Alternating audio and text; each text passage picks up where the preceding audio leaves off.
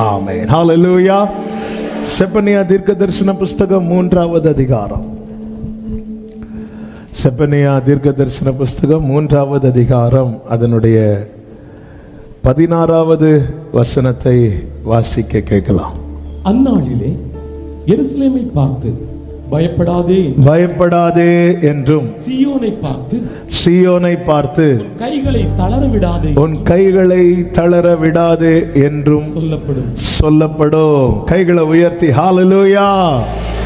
எருசலேமை பார்த்து பயப்படாதே என்றும், சீயோனை பார்த்து, சீயோன் எருசலேம் எல்லாமே ஆண்டவர் விரும்பு தெரிந்தெடுத்த அனுபவத்தை, ஸ்தலத்தை குறிக்கிறது. சீயோன், நீ தளராத. ஒரு ஆளை பார்த்து தளராத சொல்லணும்னா அவங்க எந்த நிலையில இருக்கிறாங்க? தளர்ந்த நிலையில் இருக்கிறாங்க. அடிக்கடி இந்த வார்த்தைகள் வருவதை வேதத்தில் பார்க்க முடியும். தளர்ந்த கைகளை திடப்படுத்துங்கள், தள்ளாடுகிற முழங்கால்களை உறுதிப்படுத்துங்கள், உங்கள் கைகள் திடப்பட கடவது. அப்படி சொல்ல காரணம் என்னன்னா, தளரும்படியான, தளர பண்ணும்படியான காரியங்கள் சுற்றிலும் நடப்பதால இது ஒரு கட்டத்தில் எங்க கொண்டு வந்து விட்டுரும் அப்படின்னா, ஒரு பெரிய விரக்திக்குள்ள நம்மளை கொண்டு வந்து விட்டுரும். ஏசாயா 49வது அதிகாரம் அதனுடைய 14வது வசனத்தில் நீங்கள் பார்த்தீர்களே ஆனால், சீயோனோ கர்த்தர் என்னை கைவிட்டார், கர்த்தர் என்னை கைவிட்டார், ஆண்டவர் என்னை மறந்தார் என்று சொல்லுகிறார். ஆண்டவர் என்னை மறந்தார் என்று சொல்லுகிறாள். இது ஒரு விரக்தியின் வெளிப்பாடு, ஒரு வேதனையின் வெளிப்பாடு. கர்த்தர் என்னை கைவிட்டார், ஆண்டவர் என்னை மறந்துட்டார். அதாவது நம்ம எடுத்த உடனே எல்லாருமே கர்த்தர் என்னை கைவிட்டார், ஆண்டவர் என்னை மறந்தார்னு சொல்ல மாட்டோம். முதல்ல நம்ம ஒவ்வொருத்தரையா சொல்லிட்டு இருப்போம். ஆனாலும் எங்க பெற்றோர் என்ன இப்படி பண்ணிட்டாங்க. கடந்த நாள் ஒரு சகோதரர் புலம்புறார், அழுறார் வேதனையில். எங்க வீட்டில் இப்படி பண்ணிட்டாங்க, எங்க அப்பா இப்படி பண்ணிட்டார், எங்க அம்மா இப்படி பண்ணிட்டாங்க, தாங்க முடியல. எல்லாம் சொல்லி சொல்லி அடுத்து சகோதரர்கள் இப்படி பண்ணிட்டாங்க, என் மனைவி வீட்டார் இப்படி எனக்கு செஞ்சிட்டாங்க, என் புருஷன் வீட்டார் எனக்கு இப்படி பண்ணிட்டாங்க. எல்லாமே ஒரு விரக்தியின் வேதனையினால சொல்லி சொல்லி ஒரு கட்டம் தாண்டி வரும்போது யாரையும் சொல்ல ஆரம்பிச்சிட்டோம் அப்படின்னா, கர்த்தர் என்னை கைவிட்டார், ஆண்டவர் என்னை மறந்தார். இது ஏன் இப்படி சொல்றாங்க மற்றவங்களுக்கு தெரியாது. யோபு ஒரு கட்டம் தாண்டி, நான் இருந்தாலும் ஆண்டவர்கிட்ட கேட்பேன், சில காரியத்தை கேட்பேன்லாம் சொல்லும்போது, நீதிமான்களாகி தங்களை நீதிமான்களாய் காண்பிப்பதற்காக, ஆண்டவர் அப்படி உனக்கு தெரியாதா, உனக்கு இப்படி தெரியாதா என்றெல்லாம் யோபுவின் நண்பர்கள் கேட்கும்போது நமக்கு அவங்க பேசுறத பார்த்தா ரொம்ப நல்லா இருக்கும். ஆனால் ஆண்டவருக்கு வேதம் சொல்லுகிறது என்ன வந்துச்சா? கோபம் வந்துச்சு, கோபம் வந்துச்சு. யோபு இதை விட நல்லா பேசிட்டு இருந்தவர் தான் ஆண்டவரை பற்றி. ஆனால் அவன் பயணித்த பாதை ஒரு கட்டத்தில் எங்க கொண்டு வந்து விட்டுட்டுனா, ஆமென், அவ்வளவுதான், எல்லாம் போச்சு. அந்த ஒரு விரக்தி. தாவீதே சொல்லுகிறார் 43வது சங்கீதம் அதனுடைய 2வது வசனத்தில், என் அரணான தேவன் நீர், ஏன் என்னை தள்ளி விடுகிறீர், என் அரணான தேவன் நீர் அப்படி சொல்லிட்டு அடுத்த வார்த்தை, ஏன் என்னை தள்ளி விடுகிறீர்? சத்ருவினால் ஒடுக்கப்பட்டு நான் ஏன் துக்கத்துடனே தெரிய வேண்டும்? இது சொன்னது யாரு? கர்த்தரை நான் எக்காலத்திலும் ஸ்தோத்தரிப்பேன், அவர் துதி எப்போதுமே. நான் மரண இருளின் பள்ளத்தாக்கில் நடந்தாலும் ஏன் பயப்பட மாட்டாராம்? தேவரீர் என்னோட புல்லுள்ள இடங்களில் அமர்ந்த தண்ணீர் அண்டையில, இப்படி எல்லாம் பாடின ஆள் தான் இப்ப என்ன சொல்றார் அப்படின்னா, என் அரணாகிய தேவ நீர்னு துதிக்க தான் வாயை திறக்கிறார். நம்ம துதிக்க தான் வாயை திறக்கிறோம், ஆனா துக்கத்தை கொட்டுறோம். என் அரணாகிய தேவன் நீர் சொல்லிட்டு அப்படி துதிக்க வாயை திறக்கிறோம், துக்கத்தை கொட்டுறோம். ஏன் என்னை தள்ளி விடுகிறீர்? சத்துருவினால் ஒடுக்கப்பட்டு நான் ஏன் துக்கத்துடனே தெரிய வேண்டும்? பிரியமான கர்த்தருடைய பிள்ளைகளே, ஒரு தேவனால் தெரிந்தெடுக்கப்பட்ட ஒரு தேவ பிள்ளையின் வாழ்க்கையில ஒரு சின்ன சறுக்கலோ, ஒரு சின்ன பலவீனமோ அல்லது ஒரு சின்ன நெருக்கமோ வந்தால் சத்துருவுக்கு அது ஒரு பெரிய கொண்டாட்டமாக இருக்கும்.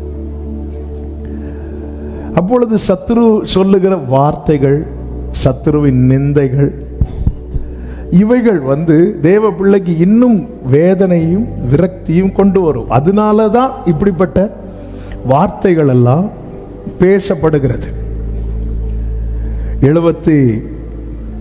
71வது சங்கீதத்திலே சங்கீதக்காரன் சொல்லுகிறான், 10வது வசனம், என் சத்துருக்கள் எனக்கு விரோதமாய் பேசி, என் சத்துருக்கள் எனக்கு விரோதமாய் பேசி, என் ஆத்துமாவுக்கு காத்திருக்கிறவர்கள், என் ஆத்துமாவுக்கு காத்திருக்கிறவர்கள் ஏகமாய் ஆலோசனை பண்ணி, தேவன் அவனை கைவிட்டார். பாரு, ஆண்டவர் அவனை கைவிட்டார், அவனை தொடர்ந்து பிடியுங்கள், அவனை தொடர்ந்து பிடியுங்கள், அவனை விடுவிப்பார் இல்லை என்கிறார்கள். அவனை விடுவிப்பார் இல்லை என்கிறார்கள். அப்படி ஒரு சிச்சுவேஷன்ல தாவீது இருப்பது யார் கண்ணுக்கு தெரியுது? இவனை தப்பு வைக்கிறதுக்கு வந்தா யாருதான் வரணும்? கர்த்தர் தான் வரணும். ஆனா அவன் இருக்கிற நிலைமையை பார்த்தா கர்த்தரும் கூட இருக்கிறது மாதிரி தெரியல. அதனால அவங்க பிளான் பண்றாங்க, இவர் ஆண்டவர் அவனை கைவிட்டார், அவனை தொடர்ந்து பிடியுங்கள், அவனை விடுவிப்பார் இல்லை என்கிறார்கள். பார்க்கிறாங்க, நித்தம் கண் வைத்து பார்க்கிறோம், நிலைமையை பார்க்கிறாங்க. ரைட், அப்போ ஆண்டவர் அவனை கைவிட்டுட்டார்.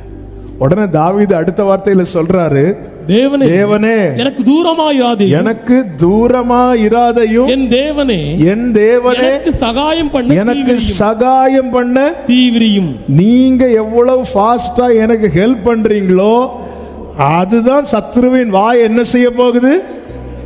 அடைக்க போகிறது. ஹalleluya, ஹalleluya. நல்ல கவனமா கேளுங்க. நான் இந்த செய்திக்குள்ள போகவில்லை, மேலோட்டமா சில காரியங்களை சொல்லிவிட்டு நான் செய்திக்குள்ளே செல்ல விரும்புகிறேன். கர்த்தர் நல்லவர். கர்த்தர் தருகிற நல்ல மழைக்காக ஸ்தோத்திரம். ஆமென். மீகா தீர்க்க தரிசன புஸ்தகம் 4வது அதிகாரத்தில் 11வது வசனத்தில் இப்படி சொல்லப்பட்டிருக்கிறது, சீயோன் தீட்டுப்படுவாளாக, சீயோன் தீட்டுப்படுவாளாக, எங்கள் கண் அவளை காண்பதாக என்று சொல்லி, அவளை காண்பதாக என்று சொல்லி அநேக ஜாதியார் உனக்கு விரோதமாக கூடியிருக்கிறார்கள், உனக்கு விரோதமாக கூடியிருக்கிறார்கள். யாருக்கு விரோதமாக? சத்தமா சொல், வாயில் என்ன வரக்கூடாது? அநேக ஜாதி அவள் தீட்டுப்படுவாளாக, எங்கள் கண் அவளை காண்பதாக. எப்படி காணணும்? அவள் தீட்டுப்பட்டிருப்பது, இன்னும் சொல்லணும்னா அவ கஷ்டப்படுறத எங்கள் கண் காணணும். அவள் நஷ்டப்படுவதை எங்கள் கண், அவளுடைய வீழ்ச்சியை எங்கள் கண் காணணும். இதே மீகா தான் 7வது அதிகாரத்தில் சொல்லுகிறார், என் சத்துருவே எனக்கு விரோதமாய் சந்தோஷப்படாதே, நான் விழுந்தாலும். ஹalleluya, ஹalleluya. இனி நல்ல கவனமா கேளுங்க. இப்படிதான் சுற்றிலும் சிச்சுவேஷன் இருக்கிறது, சுற்றிலும் உள்ள பார்வை இருக்கிறது. இப்பொழுது கர்த்தர் சொல்லுகிறார், அதே 4வது அதிகாரம் 12வது வசனத்திலே, ஆனாலும் அவர்கள் கர்த்தருடைய நினைவுகளை அறியாமலும், அவர்கள் கர்த்தருடைய நினைவுகளை அறியாமலும் அவருடைய யோசனையை உணராமலும் இருக்கிறார்கள். அவர் அரிக்கட்டுகளைப் போல அவர்களை களத்திலே சேர்ப்பார். நல்ல கவனமா கேளுங்க. சீயோன் எப்படிப்பட்ட நிலையில? சீயோனே சொல்றா தேவன் என்னை கைவிட்டார். அப்ப எப்படிப்பட்ட நிலையில இருக்கிறார்? கைவிடப்பட்ட நிலையில. ஆண்டவர் இன்னொரு வாக்கு கொடுப்பார்ல, உன்னை விசாரிப்பாரற்ற. அப்ப சீயோன் எப்படிப்பட்ட நிலையில இருக்கிறா? விசாரிக்க கூட எல்லாம் ஒரு நாளோட முடிஞ்சு, விசாரிக்க கூட விசாரிப்பாரற்ற சீயோன். சத்துருக்களே சொல்றாங்க தேவன் அவனை கைவிட்டார். அப்படி ஒரு நிலை. இப்ப சீயோன் தீட்டுப்படுவாளாக. அவ கதை இப்ப முடியத நம்ம எல்லாரும் என்ன செய்ய போறோம்? பார்த்துட்டு இருக்க போறோம். அப்படி சொல்லும் போது கர்த்தர் தீர்க்கதரிசியை கொண்டு எழுதி வைக்கிறார். ஆனாலும் அவர்கள் இவ கதை முடிஞ்சு, இவன் கதை முடிஞ்சு, இதோட எல்லாம் போச்சுன்னு சுத்தி வட்டமிட்டு பார்த்து கொண்டிருக்கிறார்களே, அவர்கள் இந்த சீயோனை குறித்த கர்த்தருடைய நினைவுகளையும் அவருடைய யோசனையும் அறியாமலும் உணராமலும் இருக்கிறார்கள். ஆமென் சொல்லுங்க பார்க்கலாம். ஹalleluya. என்னை குறித்த தேவனுடைய நினைவுகள், என்னை குறித்த தேவனுடைய யோசனைகள், என் புத்திக்கும் என் திராணிக்கும் சத்துரு என்ன நினைக்கிறானோ அது எல்லாவற்றுக்கும் மேலானதாய், உன்னதமானதாய், மேன்மையானதாய், உயர்ந்ததாய் இருக்கிறதுன்னு நம்புறவங்க மட்டும்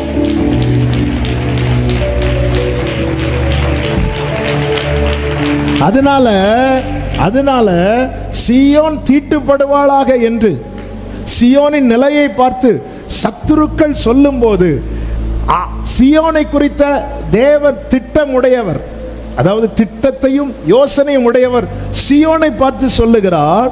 என்ன சொல்றார்னா 10வது வசனத்துல, சீயோன் குமாரத்தியே, பிரசவ ஸ்திரீயை போல அம்பாயப்பட்டு வேதனைப்படு. நீ இப்போது நகரத்திலிருந்து புறப்பட்டு நீ வேதனைப்படு.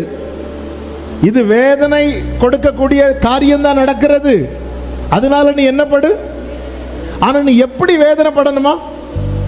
நீ இப்போது நகரத்திலிருந்து புறப்பட்டு எப்படி வேதனைப்படணுமா? அம்பாயப்பட்டு பிரசவ ஸ்திரீயை போல. பிரசவ ஸ்திரீ எதுக்காக வேதனைப்படுவாங்க? நன்மைக்காக. தேவனால் தெரிந்தெடுக்கப்பட்ட சீயோனுக்கு ஒரு வேதனை வருதுன்னா அதை தாண்டி நம்புறவங்க மட்டும் தேவனால் தெரிந்தெடுக்கப்பட்ட சீயோனுக்கு ஒரு வலி வருதுன்னா அது நன்மைக்கான வலி, மகிமைக்கான வலி. ஹalleluya. ஆமென், ஆமென். அதனாலதான் ஆண்டவர் சொல்றாரு, உலகம் சொல்லும் நீ அழுன்னு. ஆண்டவர் சொல்ற, நீ எப்படி அழணும் தெரியுமா? பிரசவ ஸ்திரீயை போல. அப்போ நம்ம மனசுல என்ன இருக்கணும் தெரியுமா? இதுக்கு பின்னாடி ஒரு நன்மையை வச்சிருக்கிறார். எத்தனை பேர் வழியில வந்திருக்கிறீங்க? இன்னைக்கு உங்களுக்கு தருகிற ஒரே ரேமா இதான். இதுக்கு அடுத்து உள்ள செய்தி உங்க தலையில ஏறதோ இல்லையோ இல்லை. இது நன்மைக்கான வழி, இது மகிமைக்கான வழி. ஆமென், ஆமென் சொல்லுங்க பார்க்கலாம். தாவீதின் வேதனை பலன் இல்லாமல் போக மட்டும் அழுதான். இந்த வலி எதற்கான வலி தெரியுமா? ஒன்றும் குறையாமல் சகலத்தையும் திருப்பி கொள்வதற்கான வலி. யோபுவின் வேதனை எதற்கான வேதனை தெரியுமா? இழந்த எல்லாவற்றையும் இரண்டத்தனையாய் பெற்றுக்கொள்ளும்படியான வேதனை. யோசேப்பின் வேதனை எதற்கான வேதனை தெரியுமா? கொடுக்கப்பட்ட தரிசனம் நிறைவேறுவதற்கான வேதனை. சிலுவையில் இயேசுவின் வேதனை, இயேசுவின் வலி எதற்கான வலி தெரியுமா? மனுக்குலத்தின் ரட்சிப்புக்கான வலி. அப்படி என்றால் என் வலிக்கு பின்னாக ஒரு காரணம் இருக்கிறது. என் வேதனைக்கு பின்னாக ஒரு காரணம் இருக்கிறது.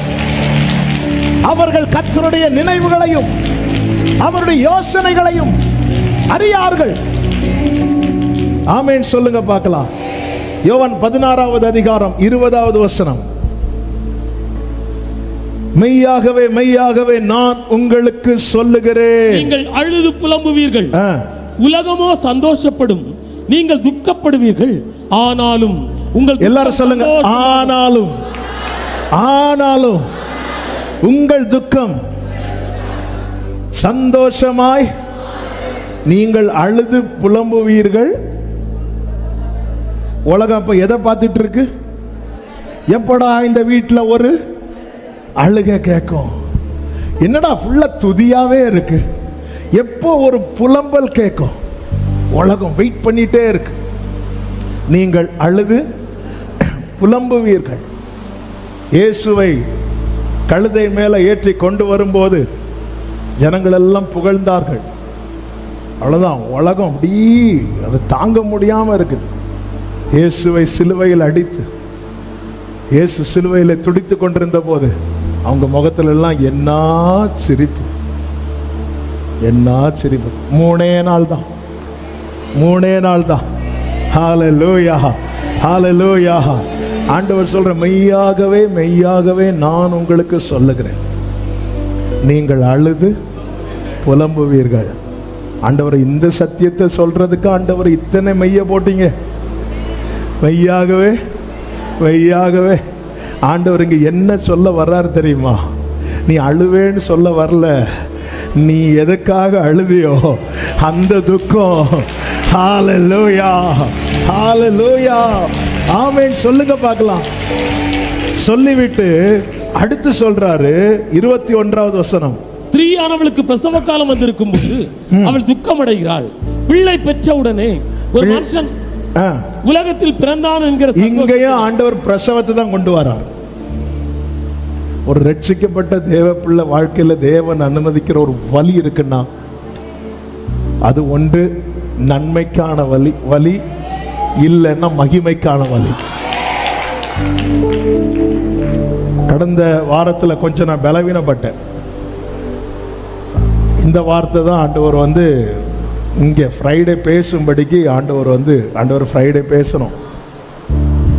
நீங்கள் என்னை பலப்படுத்தி நிறுத்துவீங்க என்பது அடையாளம். எனக்கு வேர்டு வேணும், ரேமா வேணும். ஆண்டவர் ரேமா கொடுத்துட்டார்.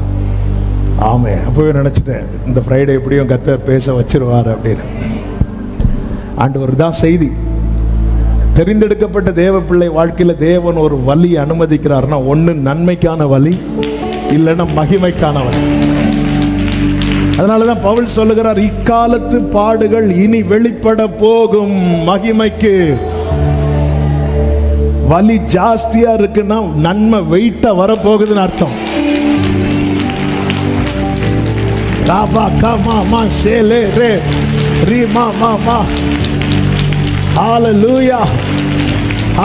தீயையும் தண்ணீரையும் கடந்து வந்தோம், செழிப்பான இடத்திலே எங்களை கொண்டு வந்து விட்டீர். வேற எங்கேயுமே விட மாட்டார். அக்கினியில் நடந்து வந்தோம், சேதம் ஒன்றும் இல்லை.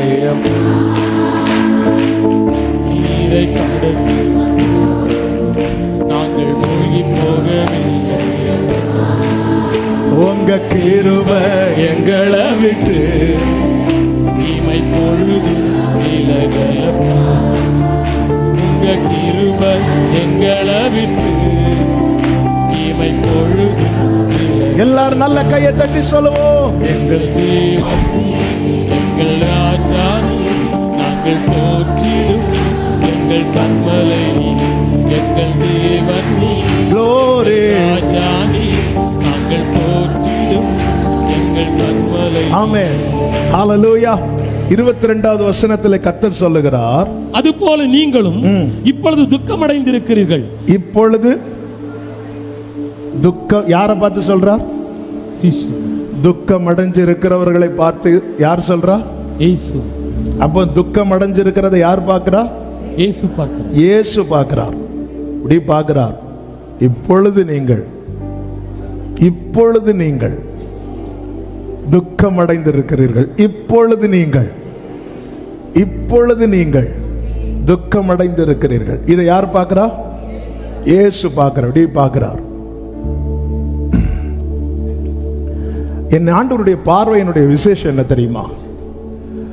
நான் இருக்கிற நிலையும் பார்ப்பார், நான் இருக்க போகிற நிலையும் பார்ப்பார். ஆமென், ஹல்லேலூயா. என் ஆண்டவர் என்ன பார்க்கிறாருன்னு வைங்களேன்.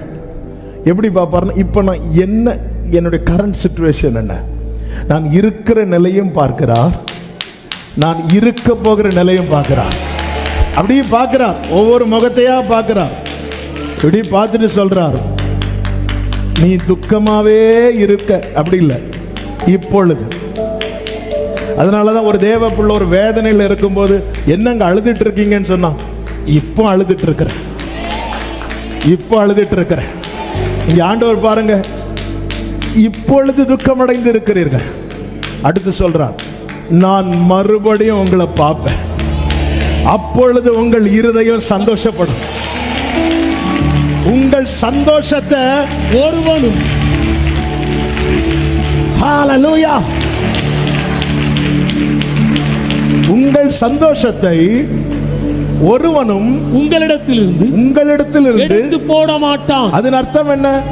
உலகம் கொடுக்கிற துக்கத்தை நான் எடுத்து போடுவேன், ஆனா நான் கொடுக்கிற சந்தோஷத்தை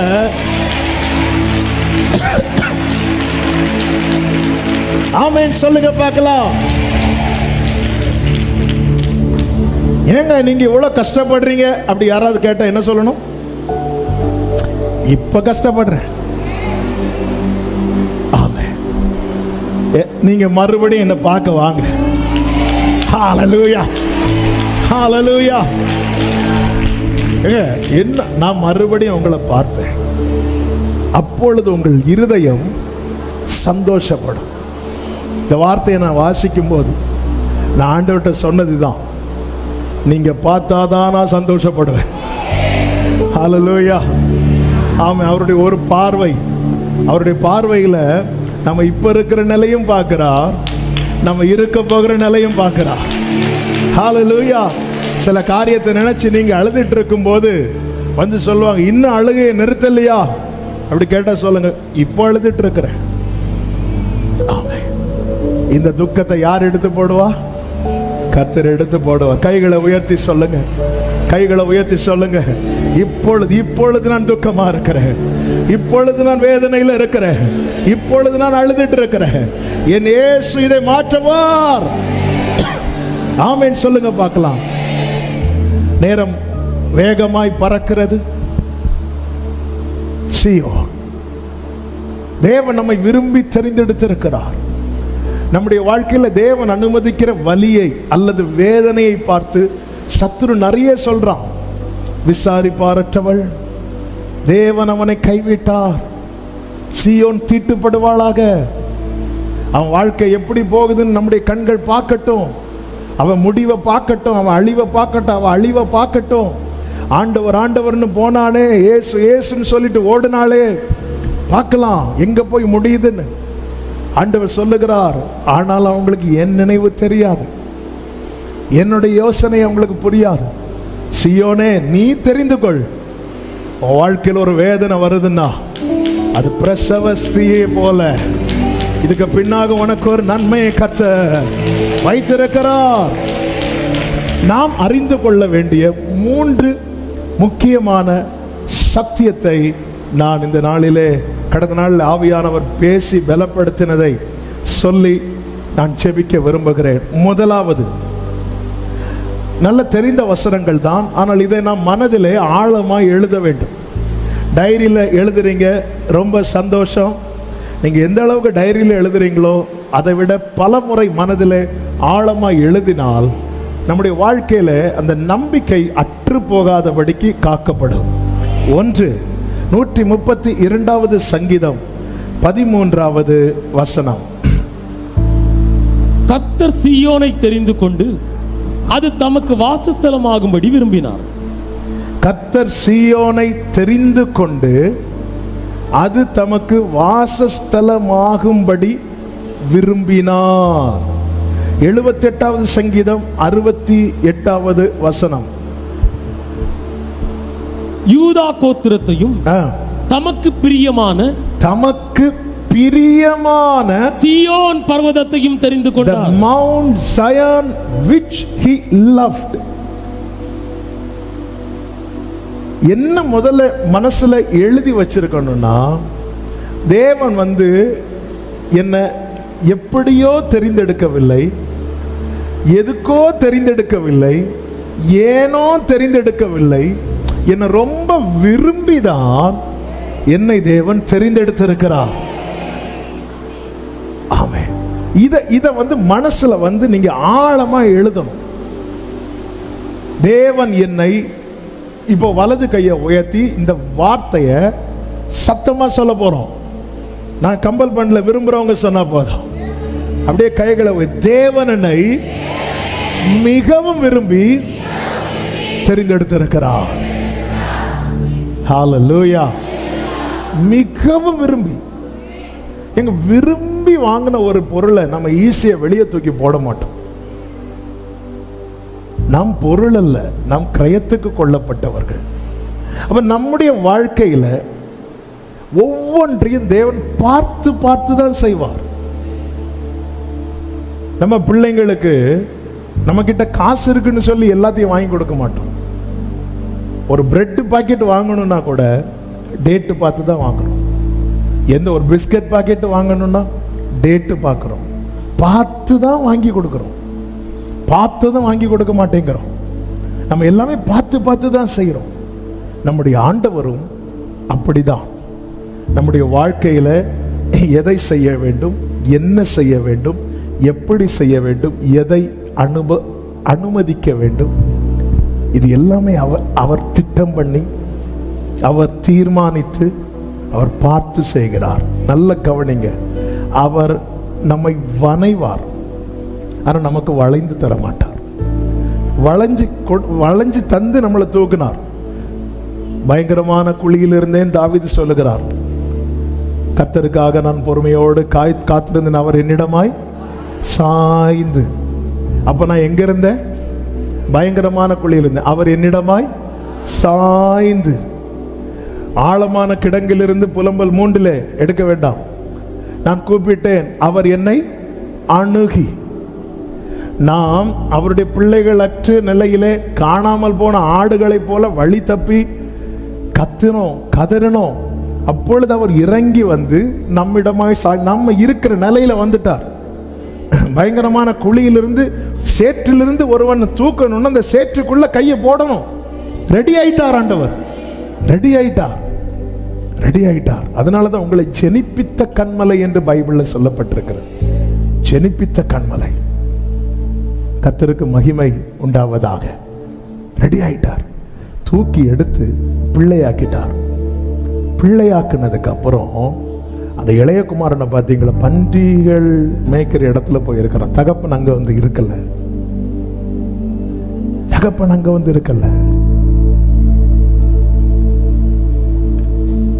அப்பா இருக்கணும்னு நீ அப்பா கூட இருக்கணும். அந்த இடத்துல தகப்பன் வரவில்லை. அதே அதிகாரத்தில் தான் ஒரு ஆடு புதரில் சிக்கி கொண்டிருக்கிறது. மேய்ப்பன் போகிற காரியத்தை இயேசு சொல்லுகிறார். ஆனா மகன் பன்றிகளுக்கு இடையில சாப்பாடு இல்லாம தவித்து கொண்டிருக்கும் போது தகப்பன் போறதை அங்க சொல்லல.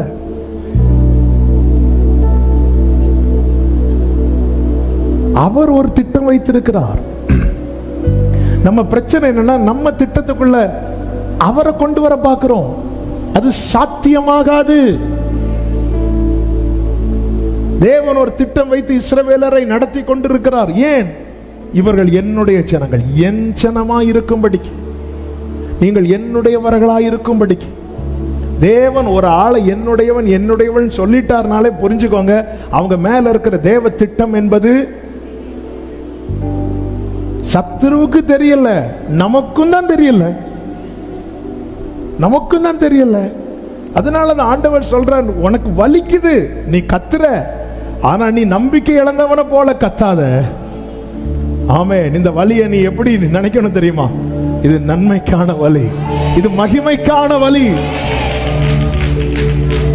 அதனாலதான் கர்த்தருக்கு மகிமை உண்டாவதாக ஒரு வசனத்தில் இருக்கு, நான் இக்கட்டு நாளில் இளைப்பாறுதல் அடைவேன் அப்படின்னு இருக்கு. ஒரு தேவ பிள்ளைக்கு அப்படிதான் எல்லா வலி. ஒரு மரணத்தை குறித்து பைபிள் என்ன சொல்லப்பட்டிருக்கிறது? நாம் நம்பிக்கையற்ற மற்றவர்களை போல இருக்கக்கூடாது. அழுறோம், துக்கப்படுறோம். தேவன் இல்லைன்னு சொல்றவங்க வீட்டில் மரணம் நடந்தாலும் அவங்கள என்னதான் பண்றாங்க? அழுறாங்க, துக்கப்படுறாங்க. தேவ பிள்ளைங்க வீட்டில் எப்படி ஒரு இழப்பு வரும்போது எல்லாருக்கும் தான் வேதனை. ஆனா ரெண்டுக்கு என்ன வித்தியாசம்னா, இவர்களுக்கு ஒரு நம்பிக்கை உண்டு. என்ன நம்பிக்கை தெரியுமா? மறுகரையில் மன்னன் மாளிகையில் அழகாய் திரள் திரளாய் வெண்ணாடை அணிந்தோர் கூட்டத்தோடு மகிமையின் நாளது. இந்த நம்பிக்கைங்க. அதனாலதான் நீ பிரசவ வேதனையை போல, பிரசவ வேதனைப்படுகிற ஸ்திரீயை போல ஒரு தேவ பிள்ளைகள், ஆண்டவரே இப்படி ஒரு வேதனையை வாழ்க்கையில் அனுமதிச்சிருக்கிறீங்க, அந்த வலியில நான் கத்துறேன், ஆனாலும் நான் நம்பிக்கை இழந்து கத்தல். ஆண்டவரே இதுக்கு பின்னாக ஒரு பெரிய நன்மையை நீங்க வச்சிருக்கீங்க, நம்பிதான்ப்பா நான் கத்திட்டு இருக்கிறேன். ஆமென் சொல்லுங்க பார்க்கலாம். தேவன் விரும்பிதான் தெரிந்தெடுத்திருக்கிறார்.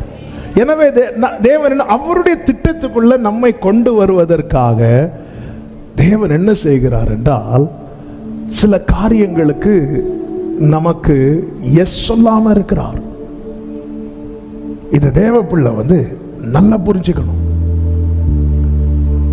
ஆமே, நம்ம என்னதான் ட்ரை பண்ணாலும் ஆண்டவர் இஸ்ரவேல் ஜனங்களை கொண்டு வந்துட்டு இருக்கும்போது சாமுவேல் கிட்ட கேட்குறாங்க, எங்களுக்கு ஒரு ராஜா வேணும் அப்படின்னு. சாமுவேலுக்கு அந்த காரியம் பிடிக்கல. சாமுவேல் நினைச்சிட்டாரு, அவ்வளோதான், என் மேலே டவுட் வந்துட்டு. உடனே சாமுவேல் கேட்குற, நான் ஏதாவது வஞ்சித்தானா, ஏதாவது எடுத்தானா, அப்படி இப்படிலாம் கேட்டு பார்க்குறாரு. கேட்டுட்டு நேர தேவ சமூகத்தில் போய் ஆண்டவரே நிற்கும்போது கர்த்தர் சொல்கிறார், அவங்க ஒன்றை தள்ளலை, அவங்க என்ன தள்ளிட்டாங்க. அவங்க ஒன்றை தள்ளலை, என்ன தள்ளிட்டாங்க. நீ கொடுத்துட்டு சொல்லு, என்ன விளைவு வந்தாலும் நீங்க பார்த்துக்கோங்க, அவ்வளவுதான். ஆண்டவர் இன்னும் அப்படி விடாம நம்மளை அவர் லைன்ல பிடிச்சு வைத்திருப்பதற்காக ஸ்தோத்திரம். விட்டு கொடுக்கல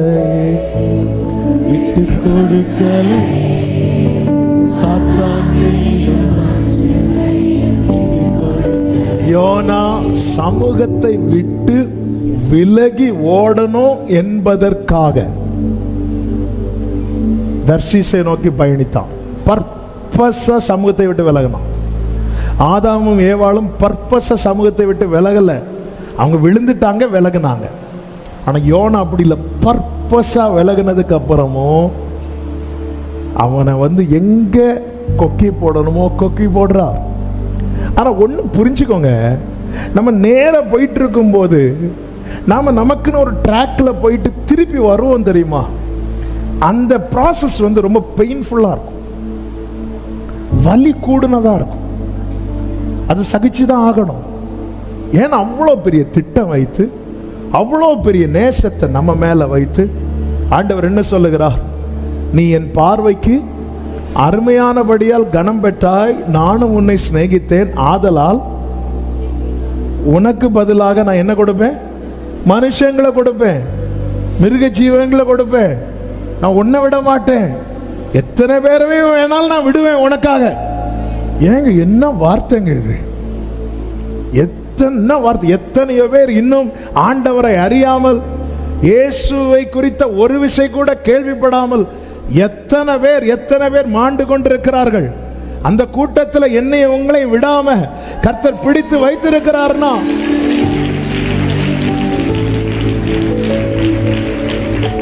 மூணு வருஷம் திராட்சை தோட்டத்தில் ஒரு அத்தி மரம் வைக்கப்படுகிறது.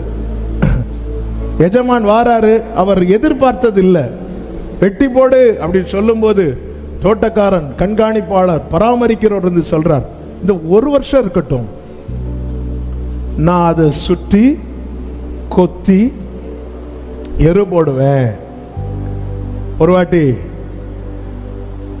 19 ஆண்டி பேசிட்டு இருக்கிறாங்க, ஃபோனில் நாங்கள் பேசிட்டு இருக்கும்போது அவங்க சொல்லும்போது இன்னொரு வார்த்தை சொல்கிறேன். கத்திரிக்கு சித்தமானால் அடுத்த ஃப்ரைடே 19 ஆண்டி நம்ம ஃபாஸ்டிங் ப்ரேயரில் வருவாங்க. எல்லாரும் வரும்படி உங்களை அன்புடன் கேட்டுக்கொள்ளுகிறேன். பேசும்போது இந்த டாபிக் பேசிகிட்டு இருக்கும்போது அவங்க ஒரு வார்த்தை சொன்னாங்க. அதான் தம்பி, ஆண்டவர் தர டைமில் நம்ம அவர் எதிர்பார்க்குறத கொடுக்கலன்னு வச்சுக்கோயேன், அடுத்து ஒரு ப்ராசஸ்க்குள்ளே நம்மளை கொண்டு போவார். அது பார்த்தி அதில் அந்த சுற்றி எரு போட்டு இந்த உரெல்லாம் போட்டால் என்ன ஸ்மெல் வரும்?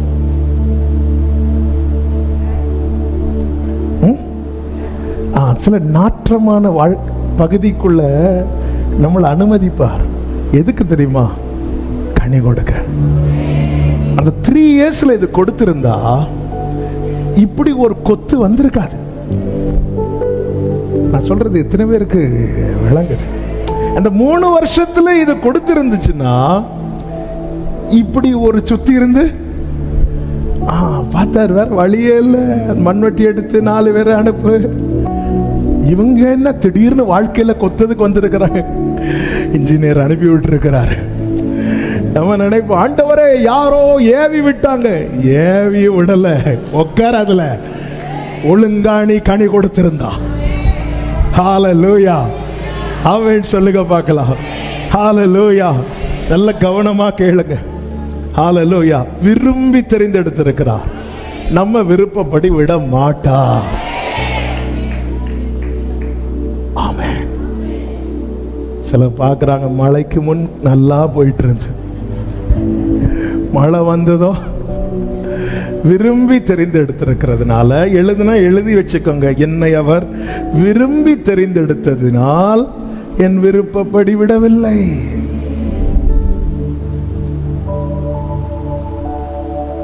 பிறக்கும் முன்னமே என் பெயரை அறிந்தீரே,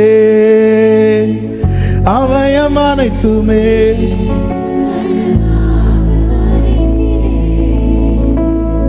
பிறக்கும் முன்னமே என் பெயரை அறிந்தீரே, அவயம் அனைத்துமே அழகாக வரைந்தீரே, என்னிடம் உள்ளதையே உம்மிடம் அந்நாள் வரையிலுமே அதை காத்திட வல்லவரே. க்ளோரி, என்னிடம் உள்ளதை உம்மிடம் ஒப்படைத்தேன். ஹல்லேலூயா, அதை காத்திட வல்லவர். விரும்பி தெரிந்தெடுத்திருக்கிறார், அதனால அவர் விரும்புகிறார். ஆமென்.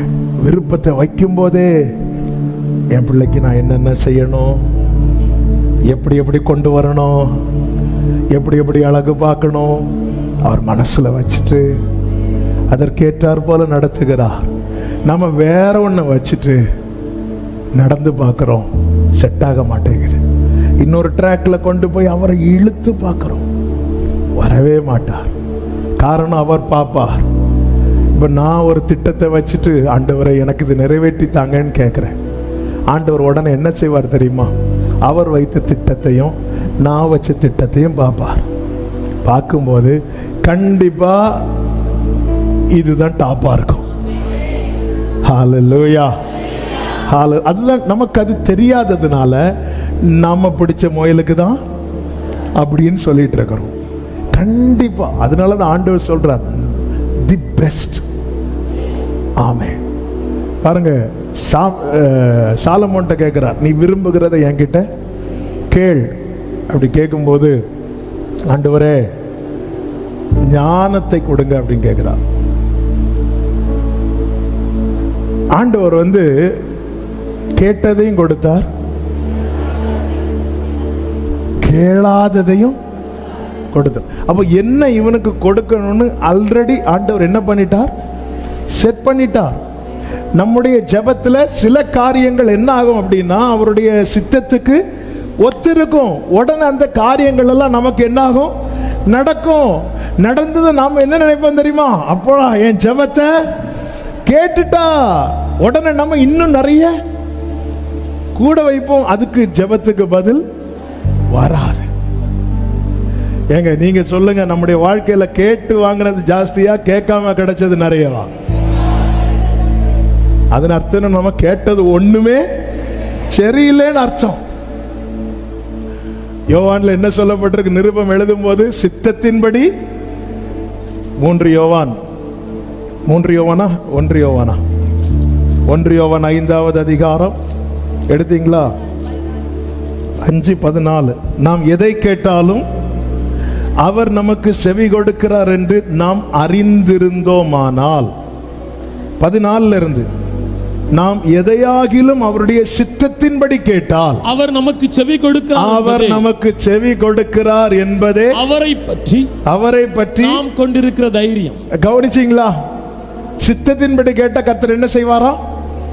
செவி கொடுப்பார். சொல்லு சொல்லு சொல்லு சொல்லு. சித்தத்துக்கு மாறா கேட்டா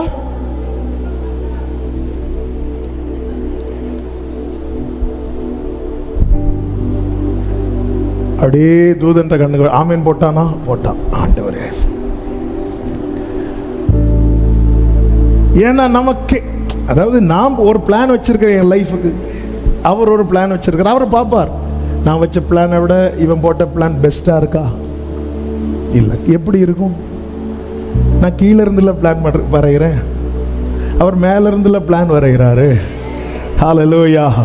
உம்முடைய சித்தம் பரலோகத்தில் செய்யப்படுவது போல பூமியிலேயும் செய்யப்படுவதாக.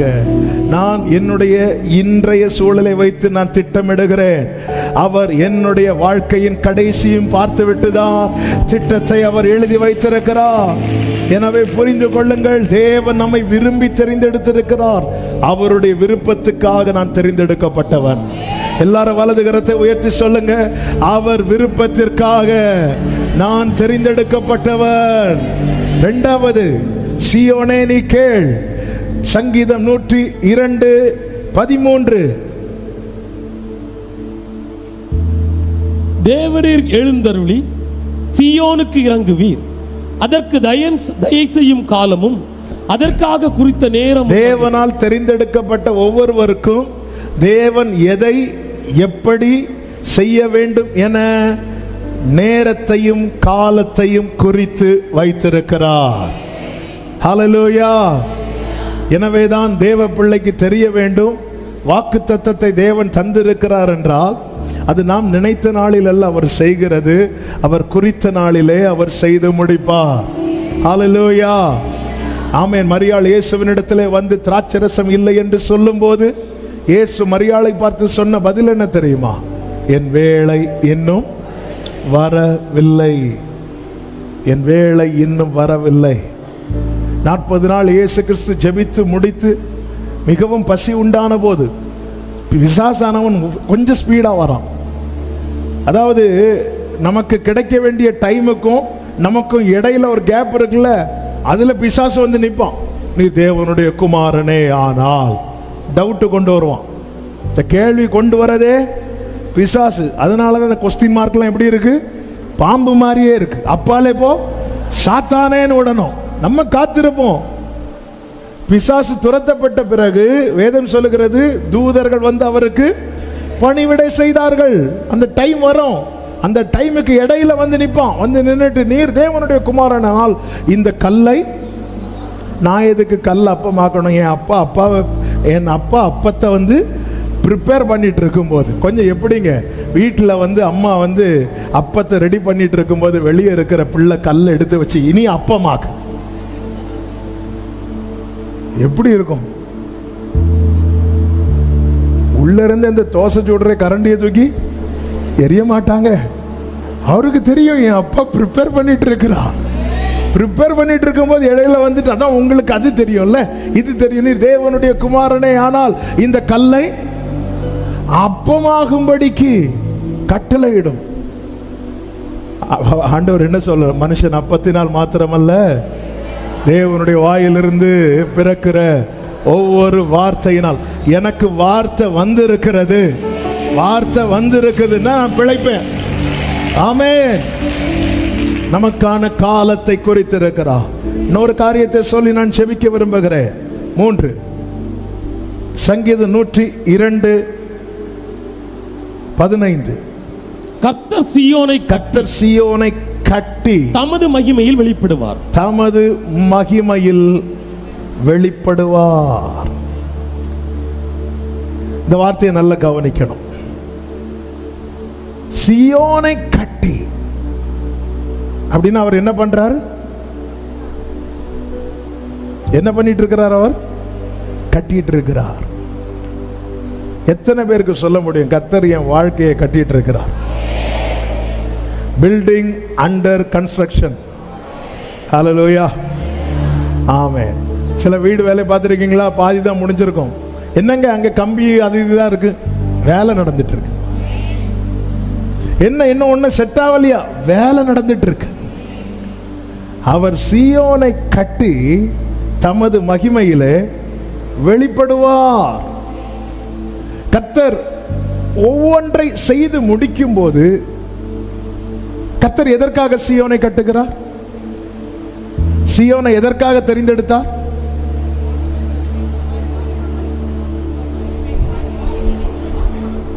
அவர் வாசம் பண்ணுவதற்கு. அப்ப கர்த்தர் சீயோனை எதுக்கு கட்டுறார்?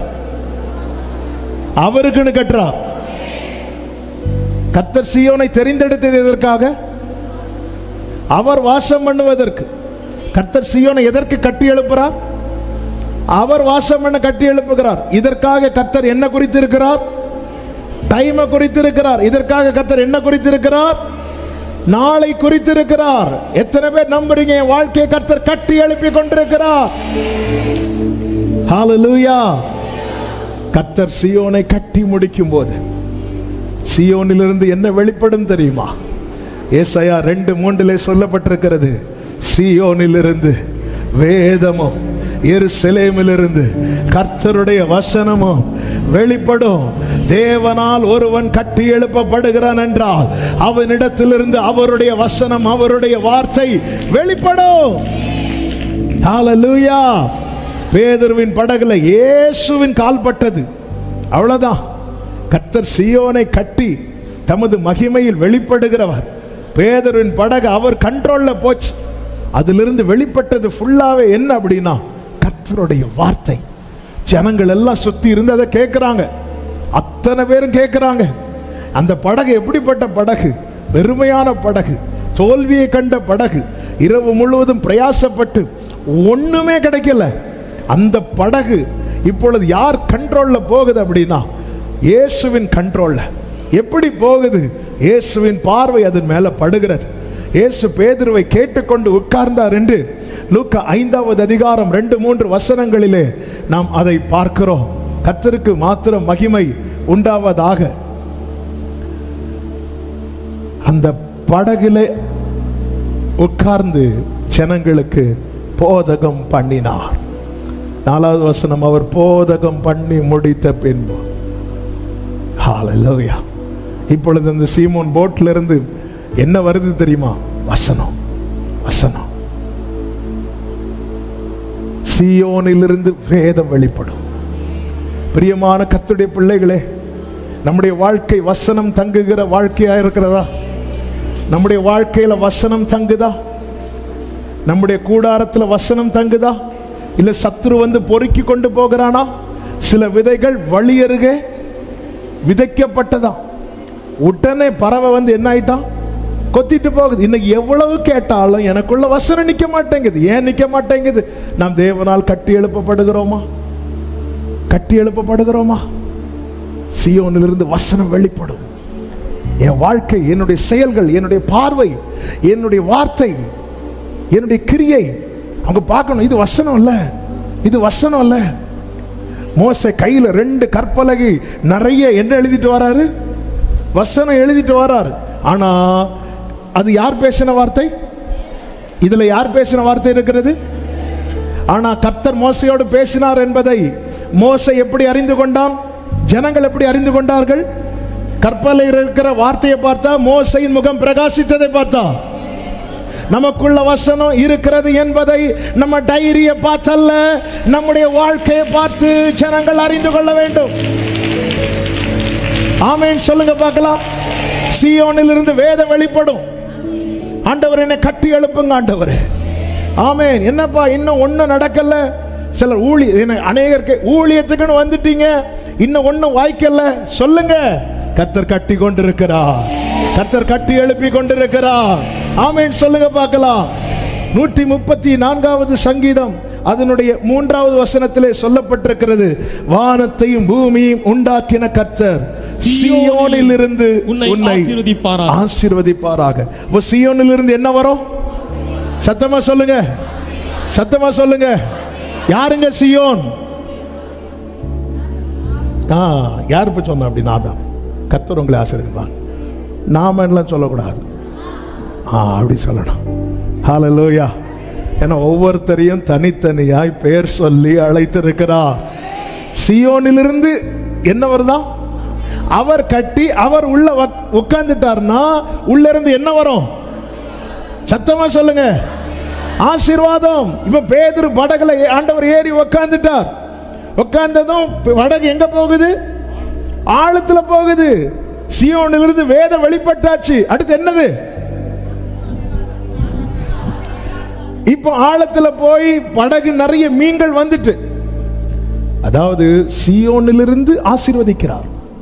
சீயோனிலிருந்து உன்னை. இதுதான் ரொம்ப முக்கியம்.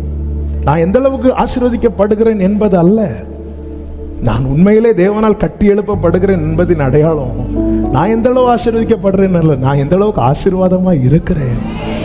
லூக்கா 5வது அதிகாரம் 5வது வசனத்தை வாசியுங்கள். அதற்கு சீமோன், ஐயரே, 6வது வசனம், அந்தப்படி அவர்கள் செய்து தங்கள் வலை கிழிந்து போகத்தக்கதாக மிகுதியான மீன்களை பிடித்தார்கள். எந்த படகுல? பேதுரு படகுல. அடுத்த வசனம், அப்பொழுது மற்ற படவில் இருந்த கூட்டாளிகள் வந்து தங்களுக்கு உதவி செய்யும்படி சைகை காட்டினார்கள். கை காட்டுறார் பேதுரு. ஏன்னா இயேசு பார்த்தது 2 படகு, ஏறி உட்கார்ந்தது யார் போட்டு?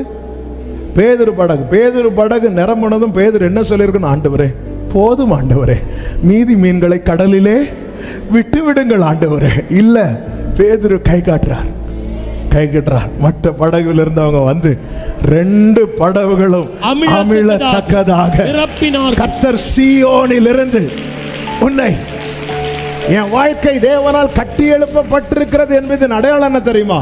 நான் அட்லீஸ்ட் ஒரு நபருக்காவது ஆசீர்வாதமா இருக்கணும். ஆமென், ஆமென் சொல்லுங்க பார்க்கலாம். ஆபிரகாம் அபிமெலேக்குக்கு ஆசீர்வாதமா இருந்தான். ஹல்லேலூயா. யாக்கோபு லாபானுக்கு ஆசீர்வாதமா இருந்தான். யோசேப்பு எகிப்து முழுவதுக்கு ஆசீர்வாதமா இருந்தான். நம்ம எத்தனை பேருக்கு ஆசீர்வாதமா இருக்கிறோம்? எத்தனை பேருக்கு நன்மையா இருக்கிறோம்? இல்லைன்னா நாம இன்னும் கட்டி எழுப்பப்படல. ஃபர்ஸ்ட் ஃப்ளோர் முடிஞ்சிட்டு வசனம் வெளிப்படுது, செகண்ட் ஃப்ளோர் முடிஞ்சிட்டு நன்மை வெளிப்படுது. கர்த்தர் சீயோனை கட்டி தமது மகிமையிலே இந்த பூமியிலே ஆண்டவருக்குன்னு சில திட்டங்கள் இருக்கிறது. சீயோனை உன்னிலிருந்து வேதம் வெளிப்படுவது தேவ திட்டம். ஒன்னு அநேகருக்கு ஆசீர்வாதமாய் வைப்பது தேவ திட்டம். ஹல்லேலூயா. அது மாத்திரமல்ல, 110வது சங்கீதம் 2வது வசனத்திலே சொல்லப்பட்டிருக்கிறது, கர்த்தர் சீயோனிலிருந்து உமது வல்லமையின் செங்கோலை அனுப்புவார். எங்கிருந்து அனுப்புவார்? சீயோனிலிருந்து. அதன் அர்த்தம் என்ன? அதிகாரம் வெளிப்படும், ஆளுகை வெளிப்படும். ஹல்லேலூயா. சத்துருவையும் அவன் வல்லமையும் மேற்கொள்ளும் அதிகாரம் உன்னிலிருந்து வெளிப்படும்படி சீயோனே, கர்த்தர் உன்னை கட்டுவிப்பார்.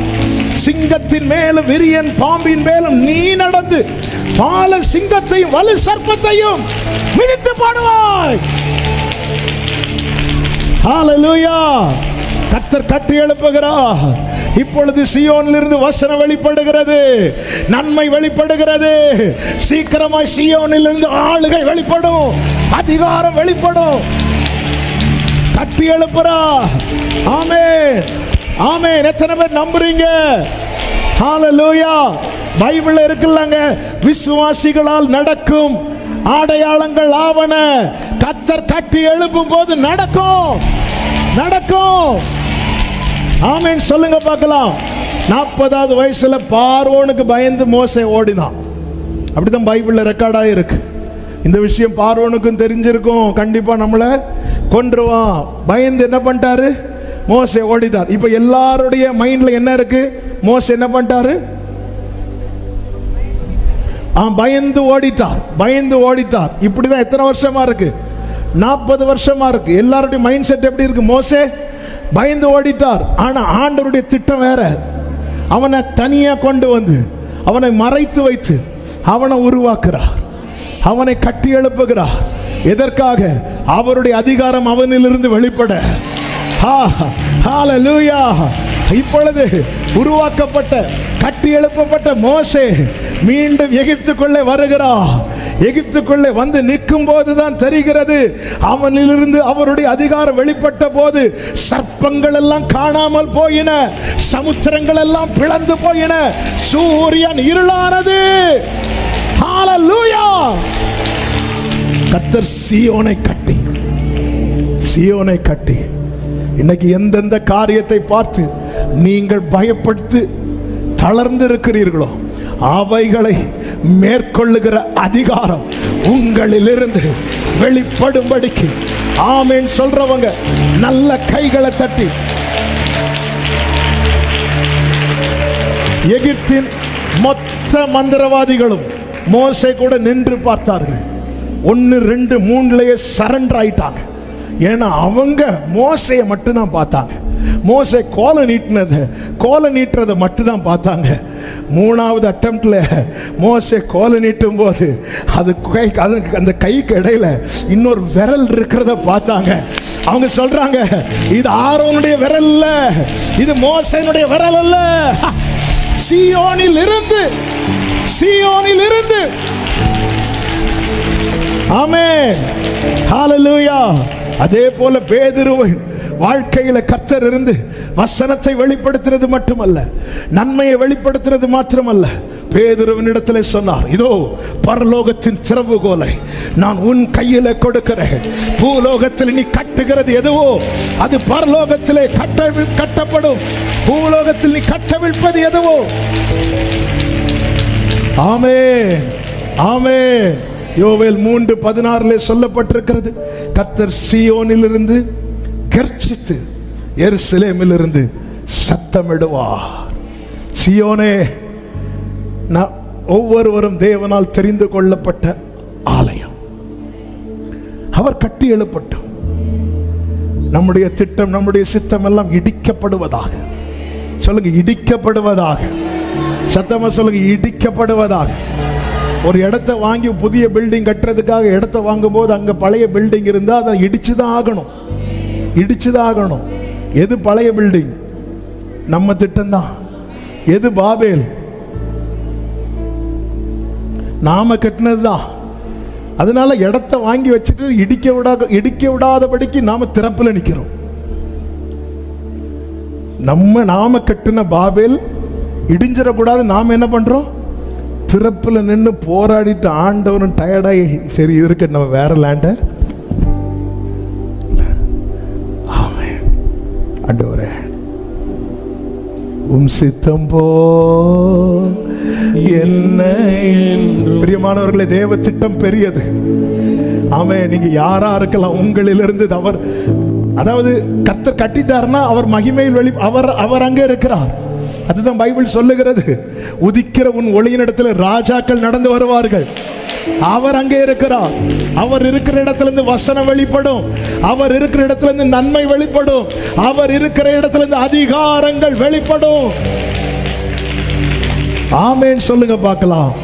உனக்கு விரோதமாய் உருவாக்கப்படும் எந்த ஆயுதமும் 129வது சங்கீதம் 5வது வசனத்தை வாசித்து நாம ஜெபிக்க போகிறோம். சீயோனை பகைக்கிற அனைவரும் வெட்கி பின்னிட்டு திரும்ப கடவர்கள். ஆமென் சொல்லுங்க பார்க்கலாம். ஆமா, ஏன் இப்படி சொல்லப்பட்டது? ஏன்னா தேவன் சீயோனை தமக்கென்று எப்படி தெரிந்தெடுத்திருக்கிறார்? சொல்லுங்க சத்தமா, விரும்பி தெரிந்தெடுத்திருக்கிறார். ஆமென் சொல்லுங்க பார்க்கலாம். எல்லாரும் அப்படி எழுந்து நிற்கலாமா?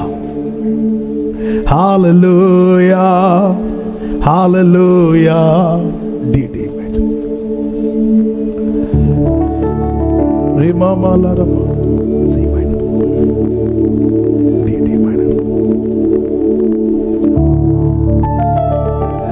மீதிடப்பட்ட மண்ணென்மே உம்மகத்தான சித்தம் வைத்தி.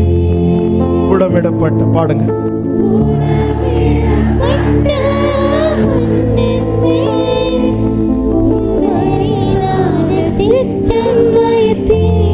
ஓ மீதிடப்பட்ட மண்ணென்னை உம்மகத்தான சித்தம் வைத்தி. புடமிடப்பட்ட பெரிதான எனக்கு நம்பிக்கை உண்டு.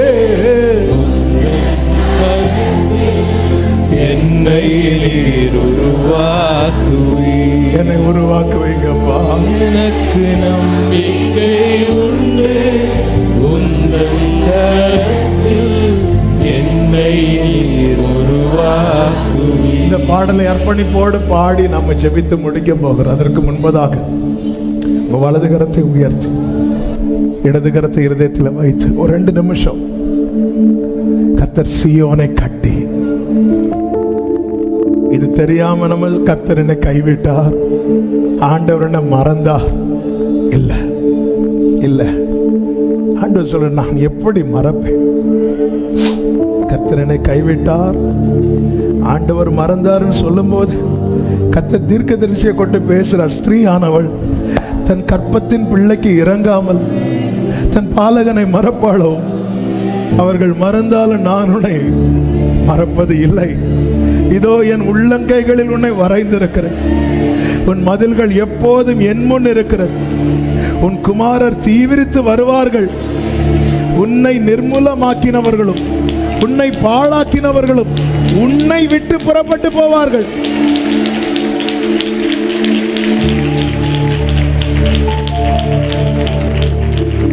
என் உள்ளங்கையில் உன்னை வரைந்திருக்கிறேன். ஆண்டவர்கிட்ட ஜெபம் பண்ணுங்க. ஆண்டவரே, என் வாழ்க்கையில இன்று நான் வடிக்கிற இந்த கண்ணீர், இது நன்மைக்கான கண்ணீர், இது மகிமைக்கான கண்ணீர். இந்த வேதனை இது நித்திய வேதனை அல்ல. ஆண்டவரே, நீங்க சொன்னீங்களே, அதை நான் நம்புறேன். இப்பொழுது துக்கமா இருக்கிறீர்கள், நான் மறுபடியும் உங்களை பார்ப்பேன். உங்க பார்வை மேல நாங்க நம்பிக்கை வைக்கிறோம்ப்பா. உங்க பார்வை எங்க மேல இருக்கிறதுனால எங்கள் இருதயம் மகிழோ, எங்கள் துக்கம் சந்தோஷமாய் மாறோ, எங்கள் அழுகை ஆனந்த களிப்பாய் மாறோ. ஆமென், ஆமென். அப்படியே 2 கைகளை வானத்துக்கு நேராக உயர்த்தி, அடியானை கட்டுவீராக, கட்டுவீராக. சீயோனிலிருந்து வேதம் வெளிப்படும் என்ற வார்த்தையின்படி என்னிலிருந்து உம்முடைய வேதம் வெளிப்படும்படிக்கு கட்டுவீராக. சீயோனிலிருந்து ஆசீர்வதிப்பார் என்ற வார்த்தையின்படி என்னிலிருந்து உம்முடைய நன்மை வெளிப்படும்படி கட்டுவீராக. சீயோனிலிருந்து ஆளுகை அதிகாரம் வெளிப்படும் என்ற வார்த்தையின்படி என்னிலிருந்து உம்முடைய வல்லமை விளங்கப்படி உம்முடைய அதிகாரம் வெளிப்படும்படி கட்டுவீராக, கட்டுவீராக, கட்டுவீராக. ரீபலபதுடரபா சேரபலபரபலபா சந்தரா. அதற்கு தடையாய் நான் கட்டி வைத்திருக்கிற பாவேல் கோபுரங்கள் தரைமட்டமாவதாக, இடிக்கப்படுவதாக, இடிக்கப்படுவதாக. கர்த்தருடைய வல்லமை, கர்த்தருடைய வல்லமை, கர்த்தருடைய வல்லமை, கர்த்தருடைய வல்லமை. ரீமா மா கரோ சேரே மாமா ரீமா. விட்டு கொடுங்க, விட்டு கொடுங்க, விட்டு கொடுங்க, விட்டு கொடுங்க, விட்டு கொடுங்க. நிரப்புங்கப்பா, நிரப்புங்கப்பா.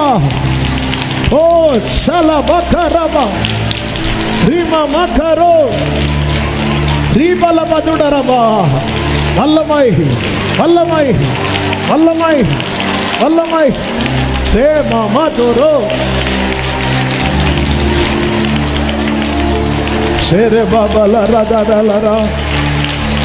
சீயோனை கட்டுவீராக.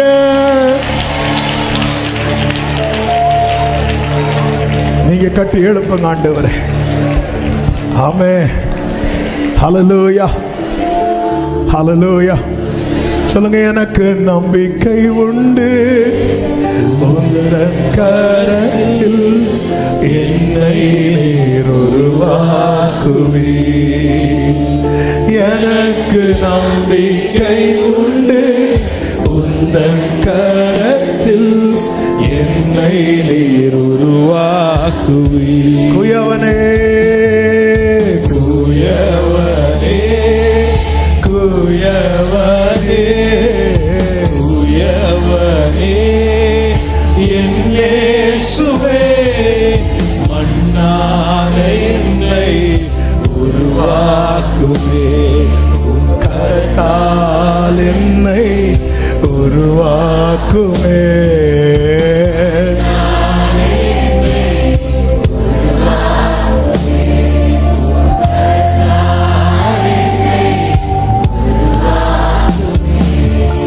வழியிலே கிடந்த என்னை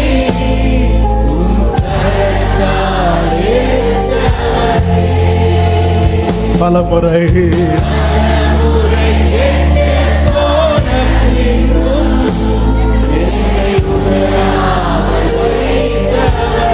கைகளை உயர்த்தி, எனக்கு நம்பிக்கை, எனக்கு நம்பிக்கை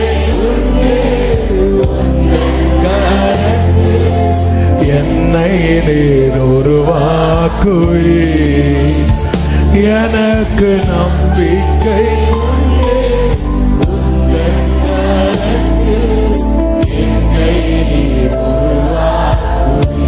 குயவனே, சீயோனை கட்டுவீராக. உடைய விருப்பப்படி, உங்க சித்தப்படி நீரங்களிலிருந்து வெளிப்பட ஆண்டவரே, நீரங்களிலிருந்து வெளிப்பட ஆண்டவரே. ராமமாலரோ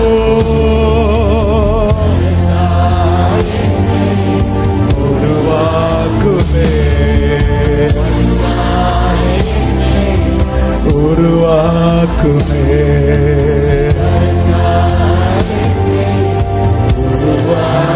மீதியிடப்பட்ட மீதியிடப்பட்ட மகத்தான சித்தம் வைத்தி உடமிடப்பட்ட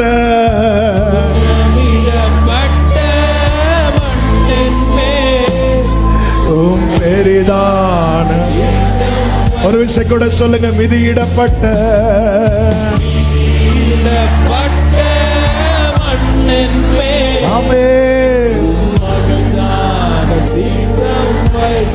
ஓ புடமிடப்பட்ட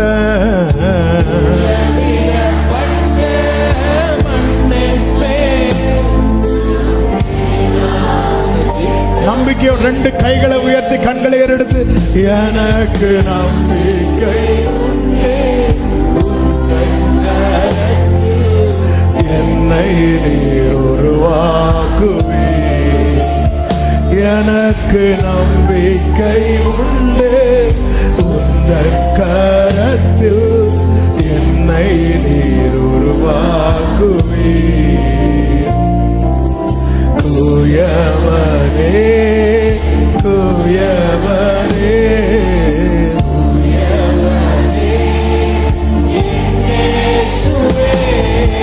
மண்ணான என்னை உருவாக்குமே, உம் கரத்தால் என்னை உருவாக்குமே. ஆமென்.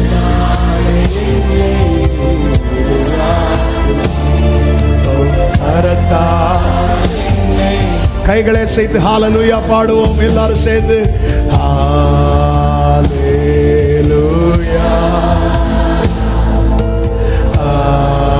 ஹalleluya, ஹalleluya.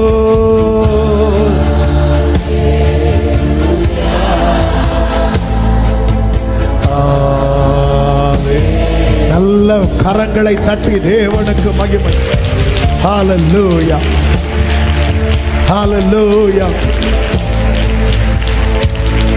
ஆமென், ஆமென், ஆமென். பரிசுத்த பிதாவே, நல்ல தகப்பனே, நன்றியோடு, நன்றி நிறைந்த இருதயத்தோடு உம்மை துதிக்கிறோம், ஸ்தோத்தரிக்கிறோம். உங்க திட்டம் பெரியது. இப்போதைய நிலையை பார்த்து சத்துரு பல விதங்களில் பேசுகிறான், சொல்லுகிறான். ஆனாலும் அவர்கள் உம்முடைய நினைவுகளை, யோசனையும் அறியாமல் இருக்கிறார். நீர் எவ்வளவு பெரியவர்.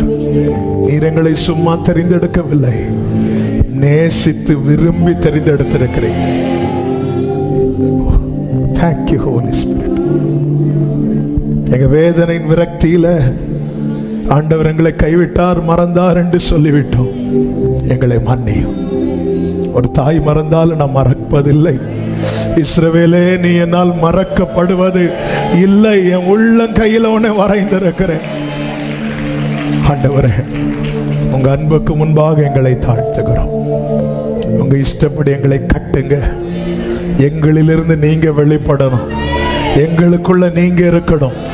அதற்கேற்றாற் போல எங்களை கட்டி எழுப்புவீராக.